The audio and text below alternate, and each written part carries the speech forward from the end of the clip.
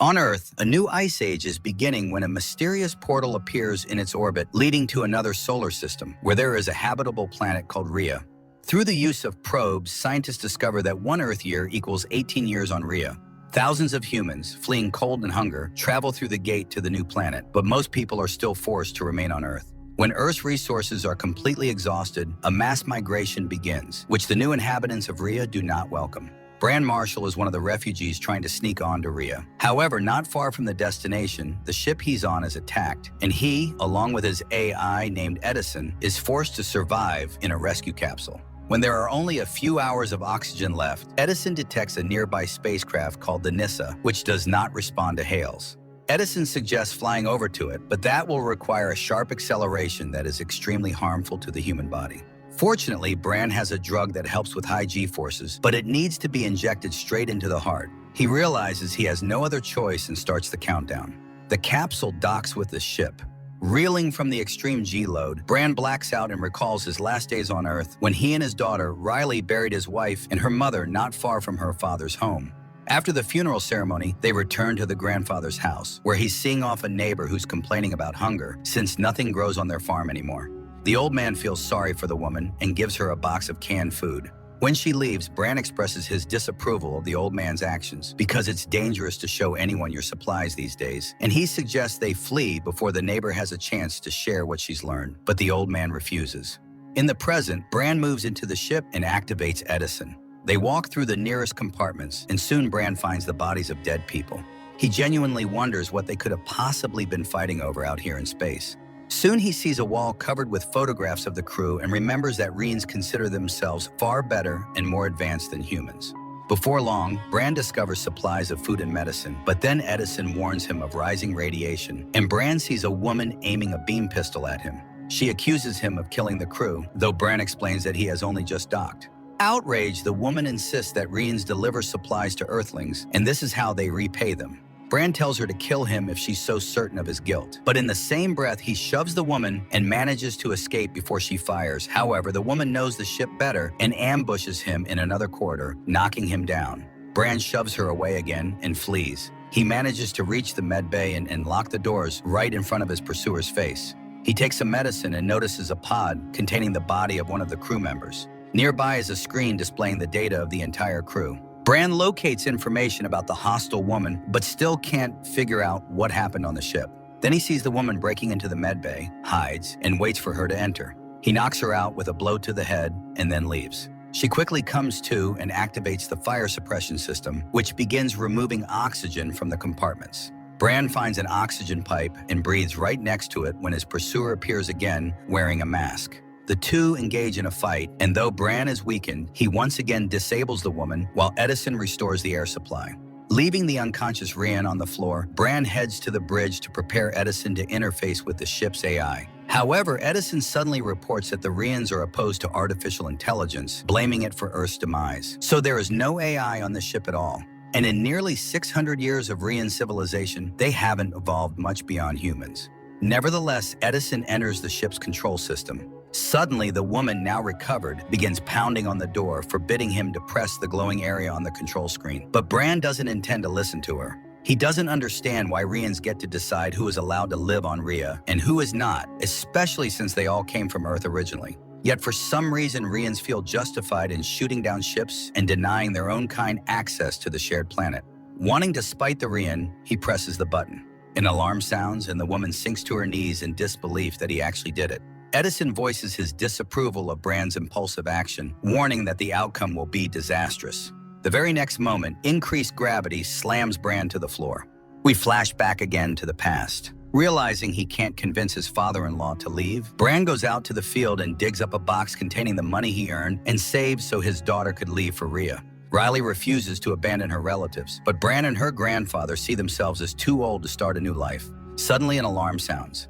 Bran orders the girl to hide in a container while he grabs a weapon. In the present, Bran comes to while Edison explains that the ship's systems were deliberately disabled. Someone destroyed the navigation so the ship lost control, and after Bran turned the engines back on, it became impossible to shut them down. Once they reach the beacon, the pull of a planetoid will alter their trajectory, and they'll inevitably collide with the refugee station, killing hundreds more people.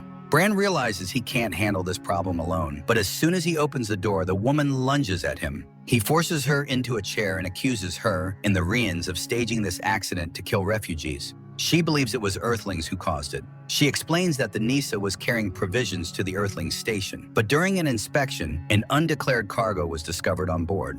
While that was being investigated, she went to sleep. She woke to gunfire. The dying captain told her he had shut down the systems. She ran to the bridge to find out what had happened, and that's when Bran burst in and ruined everything. Once again, Bran insists he docked only after the incident occurred. He recalls the man in the medbay pod, whom she calls Decker. Maybe he killed the crew before heading to the medbay? The woman's name is Ohsha.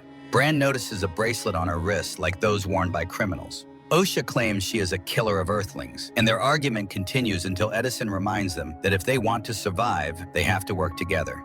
The AI explains that the ship is flying through a cluster of space debris. Bran, unable to restrain himself, mentions that these are the wreckage of Earth ships shot down by Rheans. But Edison won't let another argument erupt. Ohsha will have to go into the engine compartment where there's a gaping breach and disconnect the engines to allow for eventual navigation. At the same time, Bran must turn the necessary lever from inside. Ohsha leaves, sending a contemptuous gesture in the Earthling's direction as a parting shot. At this point, Decker regains consciousness and climbs out of the medical pod. Ohsha is just disconnecting the first engine when Bran warns her that there's a lot of debris ahead and that the breach is quite large. They start working on the second engine when Ohsha's oxygen runs out. Bran resuscitates her. Later, Edison explains that they'll need to simultaneously take control of the engines and operate in sync. The pair grabs the joysticks. The ship changes course, but they are severely shaken. They complete another maneuver and collapse under the G-forces. They have to get up again, though. It's not over yet. After the third turn, Bran nearly loses consciousness. Ohsha snaps his dislocated arm back into place, and he passes out from the pain. He's back in the past when their neighbors arrive at his father-in-law's house to take their supplies, the ones the old man revealed. The grandfather demands they leave, but the neighbor can't. His family is starving, and his parents have died. To make them more cooperative, the neighbor orders someone to find Riley. One of the men opens the container where she's hiding. The old man and Bran open fire, killing them. Riley darts out only to see that the neighbor's wife is armed too and shoots in her direction. A wounded Bran kills the woman. Back in the present, Ohsha notices a photo of Riley, and Bran admits he lost his daughter. Unexpectedly, Ohsha says she also lost her family. The Rhea government did not appreciate their attempts to help Earthlings. She doesn't understand the politics. But many Rheans don't share the belief that Earthlings are bad and should be kept from coming through the gate. Bran says he didn't want to leave Earth, but he had to. He promised his daughter he would survive. Edison reminds them that to survive, they still need to work. Now Bran must enter the navigation bay and remove the burned-out boards. The problem is, it's minus 40 degrees in there. Bran puts on his suit and Ohsha laughs at the sight of it, recalling Rhea, where it's always warm. But then again, Earth used to be warm too. Bran steps out into the bitter cold and begins looking for the burned boards. Meanwhile, Decker smashes one of the switches. Ohsha notices this and goes into the corridor. She's shocked by his actions, especially since he's also from the group of migrants. Decker confesses he was given no choice. The Rheans took his children and threatened to kill them if he didn't destroy the station. It's a neat solution. An Earthling kills his own people. But first, he has to kill Ohsha. While this is happening, Bran finishes his work and asks Ohsha to let him back on the ship. But Ohsha is busy fighting for her life. Freezing, Bran tries to escape through another exit, but to squeeze through, he must remove his gear. With his last bit of strength, he opens the grate and collapses into the corridor, where Ohsha knocks Decker out and rushes to help Bran, placing him in a medical capsule. Edison reports that they succeeded. Once they reboot the system, the ship's controls will be restored. Sometime later, Bran regains consciousness and exits the capsule. Ohsha tells him everything she learned from Decker. Bran suggests showing this video to the Rheans so that the government will have to explain itself. But first, they must finish the job. Meanwhile, Decker comes to again. Edison warns them about a major G-force overload coming, and Bran heads to the cargo bay to get the medication. Ohsha tackles the control system, which can be revived by disconnecting one of the wires on the console. The trouble is, Edison doesn't know which one, so they'll have to experiment. While Ohsha does that, Bran finds not only the drug, but also a large bomb. He runs to the bridge, but Decker hits him over the head. Ohsha is left with 2 wires, one of which belongs to the life support system, which takes 3 minutes to reboot. This means she'll have to stop breathing during that time. She hesitates, but luck is on her side. Meanwhile, Decker apologizes to Bran, but insists he'll do anything to save his family. Suddenly, the G-forces increase again.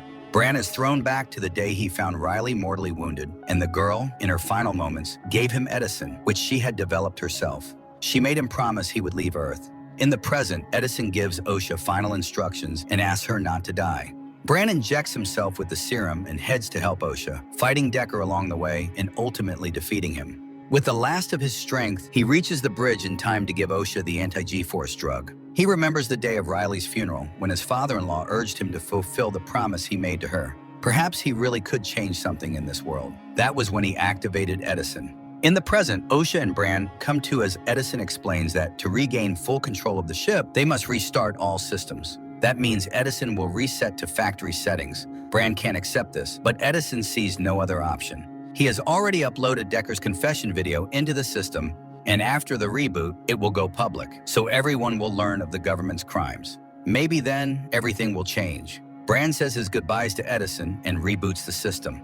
The ship alters course and veers away from the station. With the last of his strength, Decker activates the bomb, which is immediately reported on the bridge. Ohsha aims the ship at the gate while Bran takes the bomb to the airlock. But when she thinks everything is going according to plan, he confesses that the small airlock won't open. So he'll put on a suit and go out into space with the bomb. Soon, Ohsha sees an explosion in space. She mourns Bran when suddenly she hears a knocking on the viewport. Bran returns to the ship, and together they gaze at an Earth locked in ice, discussing where to start on the ship's repairs. 9 months later, they finish fine-tuning the system. Almost 15 years have passed on Rhea, and now the two of them are returning there together. As they approach, they receive a hail from Rhea. Earth, the dispatcher is overjoyed to hear from the Nissa, which has become a legend on the planet for managing to change human relations. The film is definitely low budget, the visuals are primitive, the plot is simple, and the dialogue is hardly original. Nevertheless, it's not the worst example of a claustrophobic sci-fi story.